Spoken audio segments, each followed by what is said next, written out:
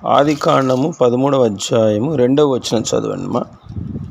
అబ్రాము వెండి బంగారము పశువులకు కలిగి బహు ధనవంతుడై ఉండెను. చాలు. దేవుని బిడ్డలారా, ఈ వాక్యంలో మనం గమనించినట్లయితే అబ్రాము వెండి బంగారము పశువులు కలిగి బహు ధనవంతుడై ఉండెను అని చూస్తున్నాం. ఆదికాండము 13వ అధ్యాయంలో దేవుడు మనకు ఏ రీతిగా అర్థమవుతున్నాడంటే, ఆయన సర్వ సమృద్ధిని అనుగ్రహించే దేవుడు అని ఈ వాక్యాన్ని బట్టి మనకు అర్థమవుతున్నాడు. 12వ అధ్యాయము 2వ వచనంలో మనం చూస్తే, నిన్ను ఆశీర్వదిస్తాను, నీ నామమును గొప్పగా చేస్తాను, నీవు ఆశీర్వాదముగా నుందువు అనే మాట మనం చూస్తున్నాం.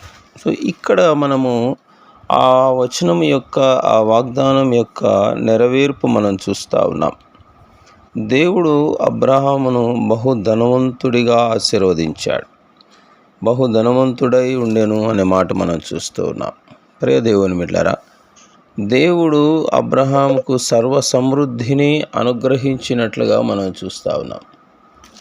మనకు కూడా దేవుడు సమృద్ధిని దయచేసే దేవుడు అనే విషయాన్ని మనం మర్చిపోకూడదు. ప్రియ దేవుని బిడ్డలారా, సమృద్ధిగా ఉండాలి నాకు అని అందరూ ఆశిస్తారు, అందరూ కోరుకుంటారు సర్వ సమృద్ధిని. అవును, దేవుడు మనకు కూడా సర్వ సమృద్ధిని ఇస్తానని పరిశుద్ధ గ్రంథంలో అనేక చోట్ల ఆయన తన వాక్యాన్ని తెలియపరిచాడు. ద్వితీయోపదేశ కాండము 28వ అధ్యాయము 47వ వచనం చూడండి దయచేసి. నీకు సర్వ సమృద్ధి కలిగి ఉందియు. అక్కడ మనం గమనిస్తే నీకు సర్వ సమృద్ధి కలిగి ఉండి అనే మాట మనం చూస్తూ ఉన్నాం. సర్వ సమృద్ధిని దేవుడు దయచేసేవాడని మనం చూస్తూ ఉన్నాం. అబ్రహాముకు మాత్రమే కాదు, ఈరోజు నీకు నాకు కూడా దేవుడు సర్వ సమృద్ధిని దయచేస్తాడు. పాత నిబంధనలో చూసాం మనము, ఇప్పుడు కొత్త నిబంధనలో చూద్దాం. కొరింథీయులకు రాసిన 2వ పత్రిక 9వ అధ్యాయము 8వ వచనం చదవండి దయచేసి.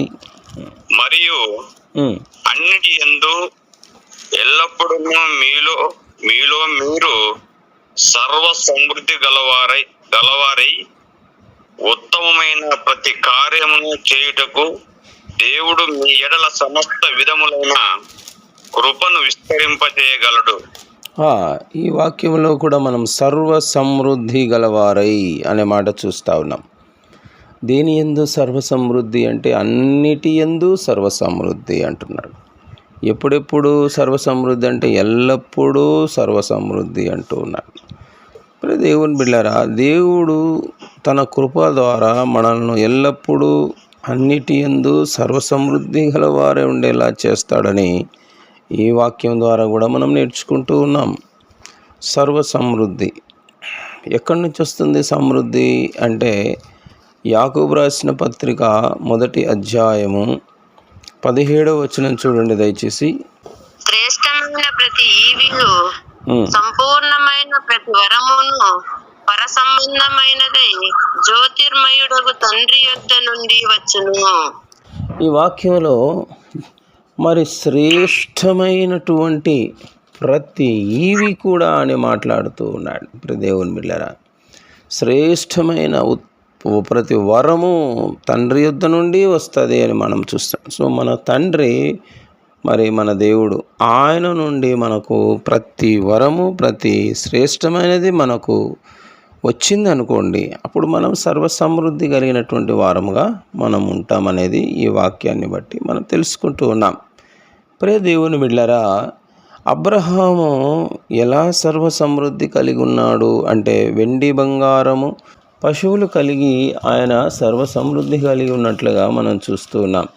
సో సర్వ సమృద్ధి అంటే మనకు కూడా దేవుడు వెండి బంగారము పశువులు ఇచ్చి మనల్ని బహుధనవంతుల్ని చేస్తాడా అంటే చేస్తాడు. కానీ ఇది భౌతిక సంబంధమైన, వస్తు సంబంధమైనటువంటి మరి సమృద్ధి, ఐశ్వర్యము మనం చూస్తూ ఉన్నాం. కానీ దేవుడు దీనికంటే ముందుగా అబ్రహామును ఆత్మ సంబంధమైనటువంటి సర్వ సమృద్ధిని దయచేశాడు, ఐశ్వర్యవంతుని చేశాడు. ప్రియ దేవుని బిడ్డలారా, ఆత్మ సంబంధంగా మరి ముందు మనము సమృద్ధి కలిగి ఉండాలి. ఆ తర్వాత దేవుడు మనకు భౌతిక సంబంధమైనటువంటి సమృద్ధిని కూడా దయచేసి మనల్ని సౌఖ్యముగా ఉండేలా చేస్తాడు. ప్రియ దేవుని బిడ్డలారా, ఆత్మ సంబంధమైనటువంటి ధనవంతులుగా మనం ఉండడం అంటే అర్థం ఏమిటి అనేది మొట్టమొదటిగా మనం చూద్దాం. అబ్రహాము ఈ ఆత్మ సంబంధమైనటువంటి భాగ్యవంతుడుగా, ఐశ్వర్యవంతుడుగా ఉన్నాడా లేదా అనేది మనం చూద్దాం. అబ్రహామును కూడా దేవుడు ఆత్మ సంబంధంగా ముందు ఐశ్వర్యవంతుణ్ణి చేశాడు. యాకోబు రాసిన పత్రిక చూడండి దయచేసి. యాకోబు రాసిన పత్రిక 2వ అధ్యాయము 5వ వచనం చూడండి. 5వ వచనం. నా ప్రియ సహోదరులారా, ఆలకించుడి. ఈ లోక విషయంలో దరిద్రులైన వారిని విశ్వాసముందు భాగ్యవంతులుగాను, తన్ను ప్రేమించు వారికి తాను వాగ్దానము చేసిన రాజ్యమునకు వారసులుగాను ఉండుటకు దేవుడు ఏర్పరచుకొనలేదా? ఇక్కడ మనం గమనిస్తే విశ్వాసమందు భాగ్యవంతులుగాను అనే మాట మనం చూస్తూ ఉన్నాం కదా. మరి ఈ అబ్రహాముకు ఈ ఆశీర్వాదం లేదా? అబ్రహాము విశ్వాసమందు భాగ్యవంతుడుగా లేడా అంటే, అబ్రహామును దేవుడు విశ్వాసులకు తండ్రి అన్నాడు. అబ్రహాము విశ్వాసం విషయంలో బహుధనవంతుడు. ఆయనకు సమృద్ధిగా విశ్వాసం ఉంది. దేవుని యందలి విశ్వాసం అబ్రహాముకు. ప్రియ దేవుని బిడ్డలారా, అబ్రహాముకు ఆత్మ సంబంధమైనటువంటి ధనం ఉంది. అదేంటంటే విశ్వాసం. మనకు అబ్రహాము జీవితంలో మనం చూస్తే 12వ అధ్యాయం 1వ వచనంలో దేవుడు అంటాడు, నీవు లేచి నీ దేశము నుండి, నీ బంధువుల యొద్ద నుండి, నీ తండ్రి ఇంటి నుండి బయలుదేరి నేను నీకు చూపించు దేశమునకు వెళ్ళుము అంటాడు. ప్రియ దేవుని బిడ్డలారా, ఇప్పుడు దేవుడు మన దగ్గరికి వచ్చి నువ్వు నివసిస్తున్నటువంటి నీ ఊరు నుండి బయలుదేరి నేను ఇంకొక ఊరికి వెళ్ళమని చెప్తాను, అక్కడికి వెళ్ళు. నీ బంధువుల యొద్ద నుండి నువ్వు బయలుదేరు, నీ తండ్రి ఇంటి నుండి నువ్వు బయలుదేరు అని దేవుడు ఇప్పుడు వచ్చి మనతో మాట్లాడాడు అనుకో. మనం బయలుదేరగలమా? ప్రియ దేవుని బిడ్డలారా, మనం విడిచిపెట్టగలమా? ప్రియ దేవుని బిడ్డలారా, అబ్రహాము ఎంత విశ్వాసం కలిగి, విధేయత కలిగి దేవుడు చెప్పిన మాటకు లోబడ్డాడంటే, వెంటనే అబ్రహాం ఏం చేశాడంటే, దేవుడు చెప్పిన ప్రకారము అనే మాట 4వ వచనంలో ఉంటుంది. 12వ అధ్యాయం 4వ వచనం. యెహోవా అతనితో చెప్పిన ప్రకారము అబ్రహాము వెళ్ళెను. చూశాడా? ప్రియ దేవుని బిడ్డలారా, ఎక్కడికి వెళ్ళాలి ప్రభువా? ఉన్నటువంటి దేశమే వదిలేయమంటున్నాం. ఏ దేశానికి తీసుకెళ్తున్నాం? మేము ఎలా జీవించాలి? ఇక్కడ ఉన్న భూములు ఏంటి? ఇక్కడ ఉన్నటువంటి పనులేంటి? ఇక్కడ ఉన్నటువంటి బంధాలేమిటి? ఇవన్నీ వదిలేసి ఎక్కడికి వెళ్ళాలి అని అడగలేదు అబ్రహాం. దేవుని బిడ్డ, దేవుని మాట ప్రకారము ప్రవర్తించేవాడు, దేవుని మాటకు అత్యంత ప్రాధాన్యత ఇచ్చేవాడు, దేవుని మాట యందు, దేవుని వాక్యమునందు విశ్వాసం ఉంచేటువంటి వాడు అబ్రహాము.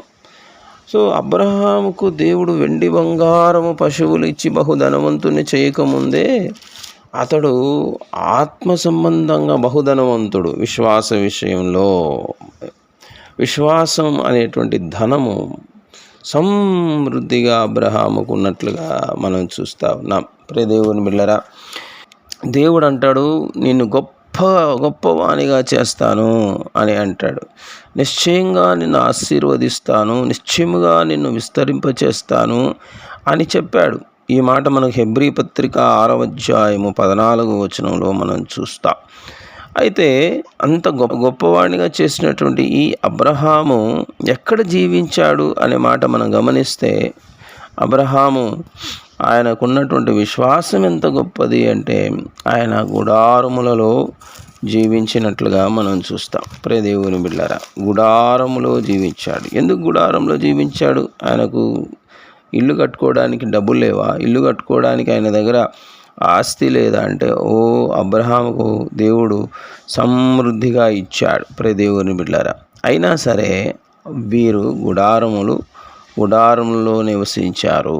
ప్రియ దేవుని బిడ్డలారా, ఎందుకు అలా గుడారంలో నివసించారంటే హెబ్రీ పత్రిక 11వ అధ్యాయము 9వ వచనంలో మనం చూస్తే, విశ్వాసమును బట్టి అతడును అతనితో ఆ వాగ్దానమునకు సమాన వారసులైన ఇస్సాకు యాకోబు అనువారును గుడారములలో నివసించుచు అన్యుల దేశములో ఉన్నట్టుగా వాగ్దత్త దేశములో పరవాసులైరి అనే మాట మనం చూస్తున్నాం. తర్వాత 10వ వచనంలో, ఏలైనగా దేవుడు దేనికి శిల్పియు నిర్మాణకుడై ఉన్నాడో పునాదులు గల ఆ పట్టణము కొరకు అబ్రహాము ఎదురు చూచుచుండెను అంటున్నాడు. ఇక్కడ ఈ లోకంలో మనము మరి గొప్ప గొప్ప ఇళ్లలో మనం నివసించడం కాదు, మనకు పరలోకం ఒకటి ఉంది, మనకు పరలోక పట్టణం ఒకటి ఉంది.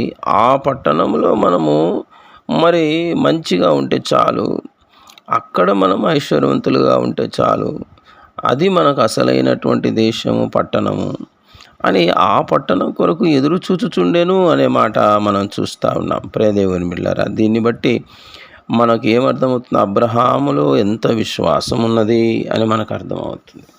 ఇహలోక సంబంధమైనటువంటి ఇండ్లు, ఆస్తులు వీటి ఎందు కాదు కానీ ఆయన విశ్వాసము, పరలోకమునందు విశ్వాసం ఉన్నట్లుగా చూస్తున్నాం. దైవ సంబంధమైన విషయాలలో విశ్వాసం కలిగి ఉన్నట్లుగా మనం చూస్తూ ఉన్నాం. అందుకే యాకోబు 2:5లో మనం చూసినట్లుగా అబ్రహాము విశ్వాసమందు భాగ్యవంతుడుగా ఉన్నట్లుగా మనం చూస్తూ ఉన్నాం. ప్రియమైన దేవుని బిడ్డలారా, అలాగే అబ్రహాము ఇహలోక సంబంధమైనటువంటి ఐశ్వర్యం పొందకముందు ఆయన ఆత్మ సంబంధమైనటువంటి ఐశ్వర్యము మరొకటి కలిగి ఉన్నాడు. అదేంటంటే ఎఫెసీ పత్రిక 3వ అధ్యాయం చూడండి దయచేసి.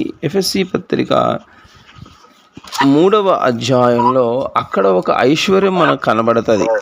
3వ అధ్యాయము 8వ వచనం నుండి 11వ వచనం వరకు కలిసి ఉంటాయి వచనాలు. అందులో మనం గమనిస్తే అది చాలా పెద్ద వచనము, నేను చదువుతాను. 5వ లైన్లో మనం చూస్తే, శోధింపశక్యము కాని క్రీస్తు ఐశ్వర్యము అనే మాట మనం చూస్తాం. శోధింపశక్యము కాని క్రీస్తు ఐశ్వర్యము. దేవుని బిడ్డలారా, యేసుక్రీస్తు ఆ దేవుడే మనకు ఒక గొప్ప ఐశ్వర్యము అని మాట్లాడుతూ ఉంది వాక్యం. ఆ యేసుక్రీస్తు ద్వారా మనకు ఐశ్వర్యం కలుగుతున్నది అనే మాట ఇక్కడ ఈ వాక్యాన్ని బట్టి మనం తెలుసుకుంటున్నాం. దేవుని బిడ్డలారా, ఈ ఐశ్వర్యం కూడా అబ్రహాము కలిగి ఉన్నాడు. ఈ ఐశ్వర్యం అబ్రహాము ఎలా కలిగి ఉన్నాడు? అబ్రహాము ఎప్పుడో జీవించాడు, యేసు ప్రభు ఎప్పుడో మనకు కనబడుతున్నాడు. అబ్రహాముకు యేసు ప్రభువుకు కాలం వ్యత్యాసం ఎంతో ఉంది కదా. ఈ క్రీస్తు అనే ఐశ్వర్యము అబ్రహాము కలిగి ఉన్నాడు అనడం ఏమిటి అంటే, యేసు ప్రభువే చెప్తాడు ఆయన ఈ లోకంలో జీవించేటప్పుడు. యోహాను సువార్త 8వ అధ్యాయము 58వ వచనం చదవండమ్మా. యేసు, అబ్రహాము పుట్టక మునిపే నేను ఉన్నానని మీతో నిశ్చయముగా చెప్పుచున్నాను నేను. ఇప్పుడు 56వ వచనం చదవండి. మీ తండ్రి అయిన అబ్రహాము నా దినము చూతునని మిగులు ఆనందించెను, అది చూసి సంతోషించెను అనెను. చూసారా, మీ తండ్రి అయిన అబ్రహాము నా దినము చూతునని మిగులు ఆనందించినంట. దేవుని బిడ్డలారా, అబ్రహాము యేసు ప్రభువును చూడాలని ఆయన ఎంతో ఆశపడినట్లుగా మనం చూస్తూ ఉన్నాం. మరి చూశాడా అంటే, అది చూచి సంతోషించెను అనే మాట మనం చూస్తూ ఉన్నాం. యేసు ప్రభువును అబ్రహాం అప్పుడే చూశాడండి. దేవుని బిడ్డలారా, యేసు ప్రభు యొక్క నరావతారం అబ్రహాముకు ముందే తెలుసు. ఆ నరావతారం ద్వారా మరి కలిగేటువంటి దీవెనలు ఏమిటి అనేది అబ్రహాం ముందే తెలుసు. అబ్రహాము ముందే చూశాడనే మాట మనం చూస్తున్నాం. అబ్రహాముకు క్రీస్తు ఐశ్వర్యము, శోధింపశక్యము కానీ క్రీస్తు ఐశ్వర్యము కలిగిన గొప్ప ఐశ్వర్యవంతుడుగా ఉన్నట్లుగా ఈ వచనాన్ని బట్టి మనము అర్థం చేసుకుంటున్నాం. ప్రేమైన దేవుని బిడ్డలారా, అబ్రహాము ఆత్మ సంబంధంగా మొట్టమొదట బహుధనవంతుడు. విశ్వాసం అనేటువంటి ధనం ఉంది అబ్రహాము దగ్గర అనేది మనం మొట్టమొదటి చూసాం. రెండవదిగా క్రీస్తు ఐశ్వర్యము కూడా అబ్రహాం దగ్గర ఉంది అనేది మనము రెండవదిగా చూసాం. ప్రేమైన దేవుని బిడ్డలారా, తిమోతికి రాసిన మొదటి పత్రిక 6వ అధ్యాయము 19వ వచనం చదవండి దయచేసి. సత్క్రియలు అను ధనము గలవారు. అక్కడ మనం గమనించినట్లయితే సత్క్రియలు అనే ధనము గలవారు అనే మాట మనం చూస్తాం. సత్క్రియలు, మంచి క్రియలు కలిగినటువంటి వాడుగా అబ్రహాం ఉన్నట్లుగా మనం చూస్తా ఉన్నాం. సత్క్రియలు అనేటువంటి ధనం ముందు మనకు ఉండాలి. ఆత్మ సంబంధమైనటువంటి ధనం అన్నమాట. ఈ విషయంలో మనము ఎలాగుండాలంటే మరి సమృద్ధి కలిగినటువంటి వారంగా ఉండాలి. సమృద్ధిగా సత్క్రియలు ఉండాలి, సమృద్ధిగా విశ్వాసం ఉండాలి, సమృద్ధిగా క్రీస్తు ఉండాలి మన జీవితంలో.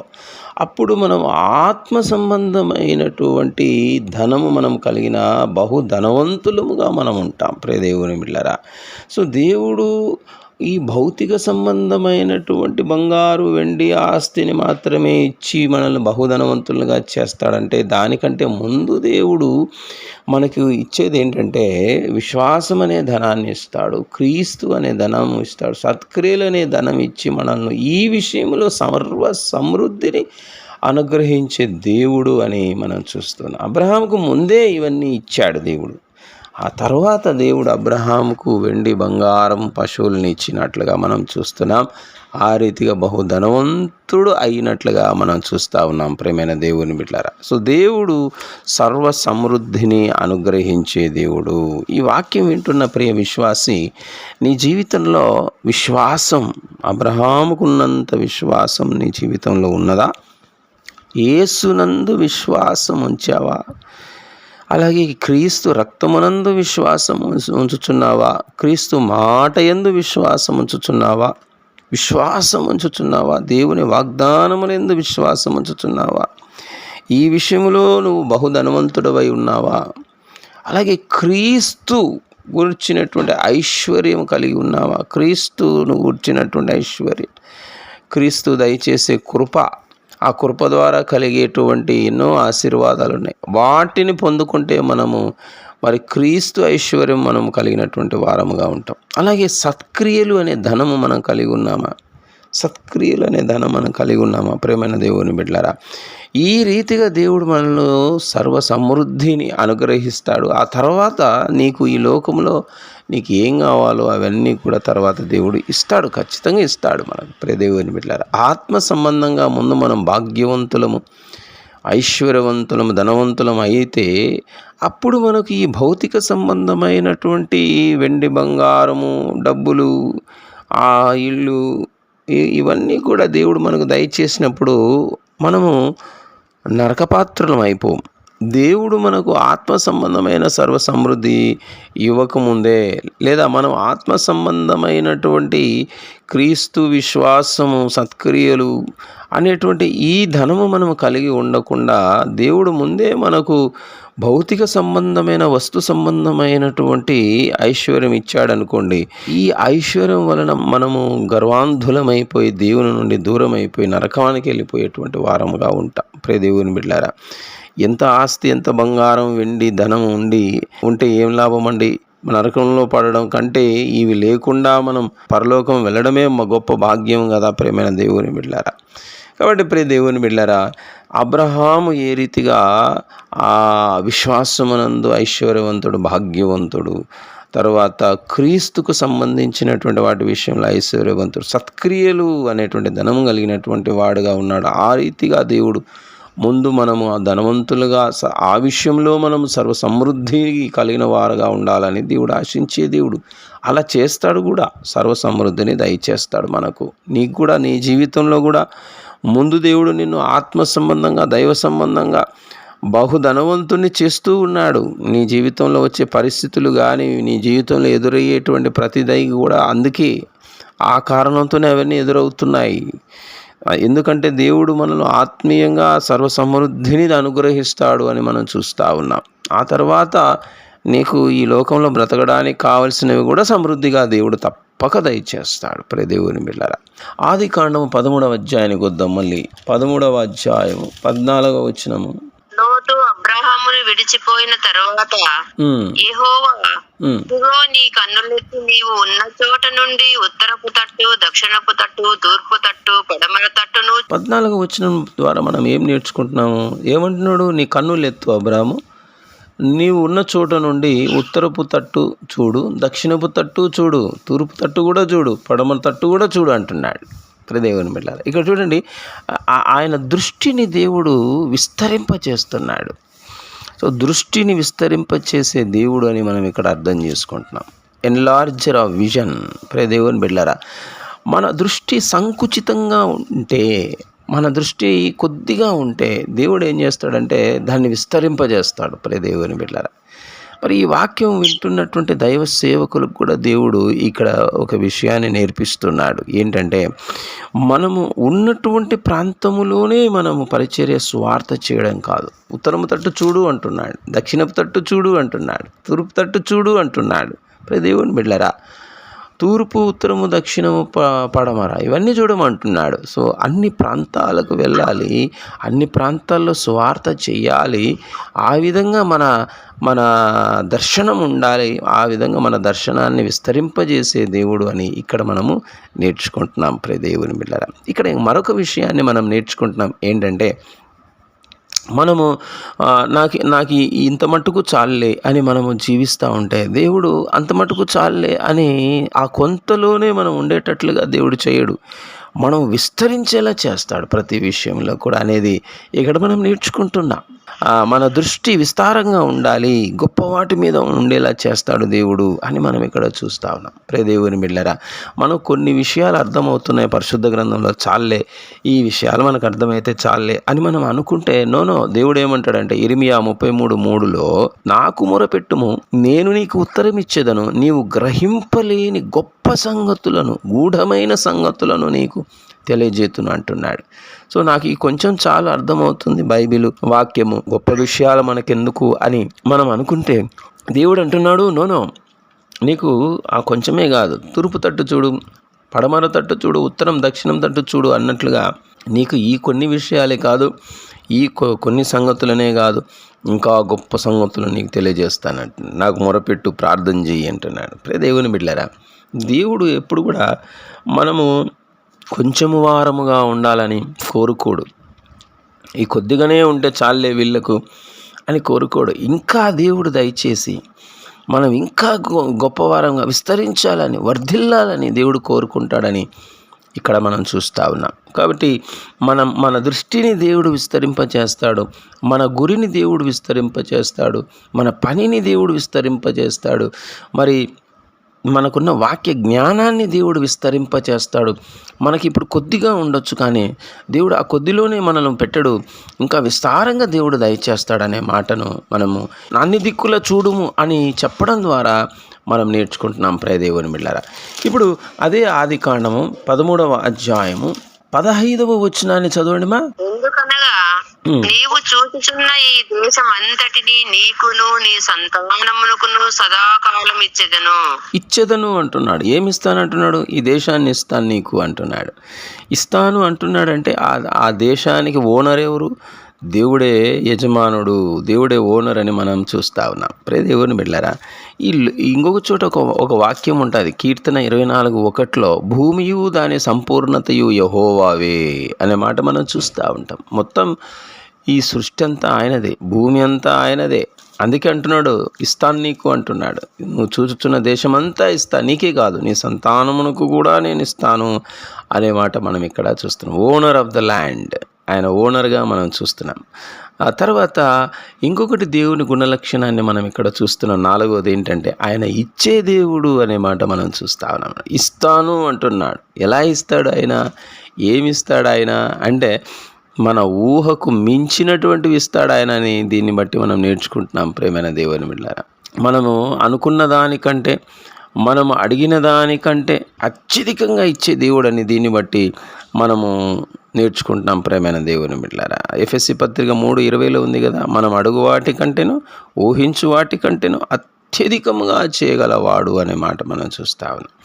దేశమే ఇచ్చేస్తా నీకు అబ్రహాం అంటున్నాడు దేవుడు. దేవుని బిడ్డలారా, ప్రియ దేవుని బిడ్డ, నువ్వు ఆలోచిస్తూ ఉన్నావు, నువ్వు కృంగిపోతూ ఉన్నావు. ఇది ఇంత పెద్దది నాకు వస్తుందా? నేను పొందుకోగలనా? ఇంత పెద్ద దీవెన, ఇంత పెద్ద విషయంలో నేను ఆశీర్వదించబడగలనా? దేవుడు ఇస్తాడా నాకు?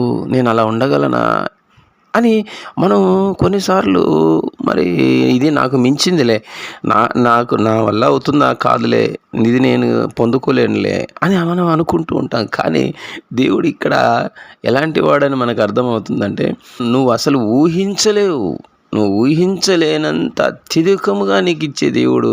మనం అడిగేటప్పుడు ఎలా అడుగుతాం? మనకున్నటువంటి కొంచెం జ్ఞానాన్ని బట్టి, మనకున్న కొంచెం విశ్వాసాన్ని బట్టి, కొంచెం ఆశను బట్టి కొద్దిగా అడుగుతాం. కానీ దేవుడు అంటున్నాడు, నువ్వు కొద్దిగా అడిగావు, నువ్వు అడుగు వాటి అన్నిటికంటే అత్యధికముగా ఇచ్చేవాడిని అని మనం ఇక్కడ చూస్తా ఉన్నాం ప్రియ దేవుని బిడ్డలారా. సో దేవుడు మనకు అత్యధికముగా దయచేవాడు అని దీన్ని బట్టి మనకు అర్థమైపోతూ ఉంది ప్రియ దేవుని బిడ్డలారా. మనకే కాదు, మన సంతానానికి కూడా ఇస్తాడు అనే మాట మనం చూస్తూ ఉన్నాం. నువ్వు ఎందుకు దిగులు పడుతున్నావు ప్రియ విశ్వాసి?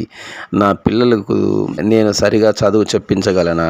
నా పిల్లలకు నేను వారికి కావలసినవన్నీ సమకూర్చగలనా అని ఎందుకు దిగులు పడుతూ ఉన్నావు? ఇక్కడ చూడు, అబ్రహాముకు దేవుడు ఏం వాగ్దానం చేస్తున్నాడు? నీకు ఇస్తాను అంటున్నాడు. నీకు మాత్రమే ఇస్తాను అన్నాడా? లేదే.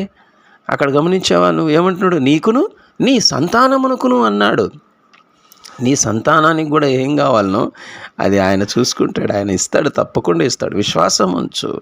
నీ సంతానమును కూడా ఆశీర్వదించే దేవుడు అని ఇక్కడ మనము నేర్చుకుంటున్నాం, తెలుసుకుంటాం. దేవుని యందు నువ్వు విశ్వాసం ఉంచావు, నిన్ను బట్టి నీ సంతానాన్ని ఆశీర్వదిస్తాడు ఖచ్చితంగా. దేవుడు నిన్ను ఎట్లా ఆశీర్వదిస్తాడో, నేను ఆత్మ సంబంధంగా ఆశీర్వదిస్తున్నాడు, సర్వసమృద్ధిని అనుగ్రహిస్తున్నాడు, అలాగే భౌతికంగా సర్వసమృద్ధిని దయచేస్తాడు. నిన్ను మాత్రమే కాదు, నీ సంతానమును కూడా ఆ రీతిగా ఆయన ఆశీర్వదిస్తాడు ప్రియమైన దేవుని బిడ్డలారా. తర్వాత ఇక్కడ ఆయన సంతానమును కూడా ఇస్తాను స్వాస్థ్యముగా ఈ దేశాన్ని అంతటిని అన్నాడు. ఈరోజు మనం చూస్తున్న ఇశ్రాయేలు దేశం ఈ వాగ్దానం నెరవేరడం మనం చూస్తూ ఉన్నాం. మొత్తం ఒక దేశమంతా ఇచ్చాడు వారికి. దేవుని బిడ్డలారా, మనకు దేవుడు వాగ్దానం చేశాడు ఏంటంటే పరలోకం అనే దేశాన్ని వాగ్దానం చేశాడు. పరలోకం ఇస్తాను అంటున్నాడు. దేవుని బిడ్డలారా, వారసత్వంగా ఇస్తాడు, మనకు స్వాస్థ్యంగా ఇస్తాడు పరలోకం అనేది. 1 పేతురు 1:4 ఆ మాట మనకుంటుంది. స్వాస్థ్యము మీ కొరకు పరలోకమందు భద్రపరచబడి ఉంది అంటున్నాడు.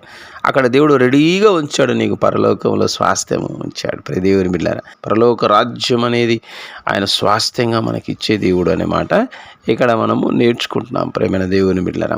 తర్వాత మనం గమనిస్తే మరి దేవుడు ఈ వాగ్దానాన్ని మళ్ళీ జ్ఞాపకం చేస్తున్నాడు.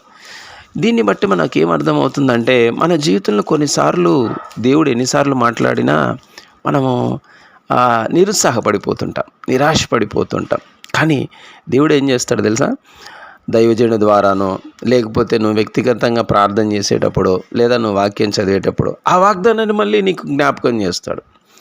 ఆ వాగ్దానాన్ని అంతకుముందు కొద్దిగా నీకు వాగ్దానం చేస్తే అదే వాగ్దానాన్ని ఇప్పుడు ఇంకా విస్తరింపజేసి గొప్పగా వాగ్దానాన్ని ఇస్తాడు నీకు. దేవుని బిడ్డలారా, 12లో ఇచ్చిన వాగ్దానాన్ని, ఆదికాండం 12లో ఇచ్చిన వాగ్దానాన్ని 13లో దేవుడు మరింత విస్తరింపజేశాడు కదా. అలా దేవుడు నిన్ను నిరుత్సాహంలో ఉన్నప్పుడు, నిరాశలో ఉన్నప్పుడు నిన్ను వాగ్దానాన్ని మళ్ళీ జ్ఞాపకం చేసి నిన్ను ధైర్యపరిచే దేవుడుగా ఇక్కడ మనము చూస్తా ఉన్నాం దేవుని బిడ్డలారా. మరి నీలో ఉన్న విశ్వాసాన్ని బలపరిచే దేవుడుగా మనం చూస్తా ఉన్నాం. అబ్రహాము తన విశ్వాసం విషయంలో బలపరుస్తున్నాడు. నీ విశ్వాసాన్ని కొనసాగించే దేవుడు అని ఈ వాగ్దానం మళ్ళీ చేయడం ద్వారా మనము నేర్చుకుంటున్నాం ప్రేమైన దేవుని బిడ్డలారా. సో దేవుడు ఏమై ఉన్నాడు, ఎటువంటి వాడు దేవుడు అనేది ఈరోజు మనం నేర్చుకున్నాం.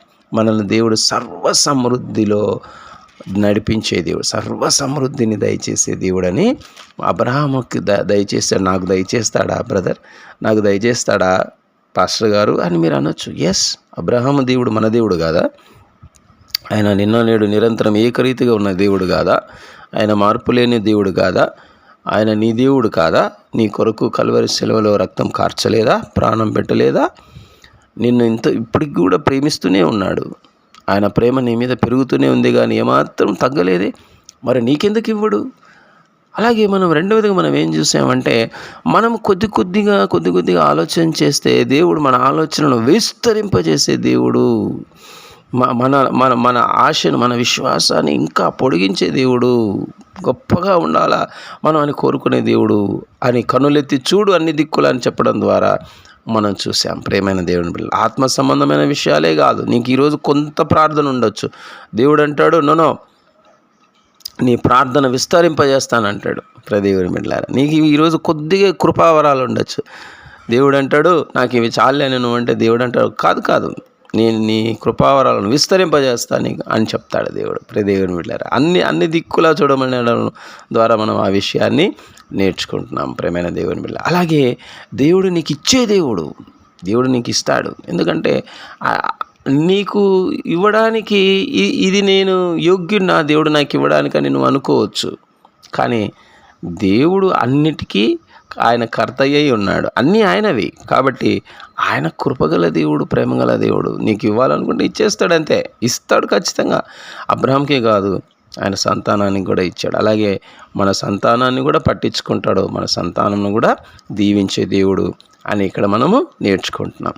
మనకు స్వాస్థ్యముగా పరలోకాన్ని ఇచ్చే దేవుడు అని మనం చూసాం. దేవుని బిడ్డలారా, ఆయన మన ఊహకు మించి చేస్తాడు ఏదైనా మన జీవితంలో. ఆయన మన ప్రార్థనకు మించి దేవుడు చేస్తాడు ఏదైనా. అలా అసాధ్య కార్యాలను, అత్యధికమైనటువంటి కార్యాలను మన జీవితంలో చేసే దేవుడు అని.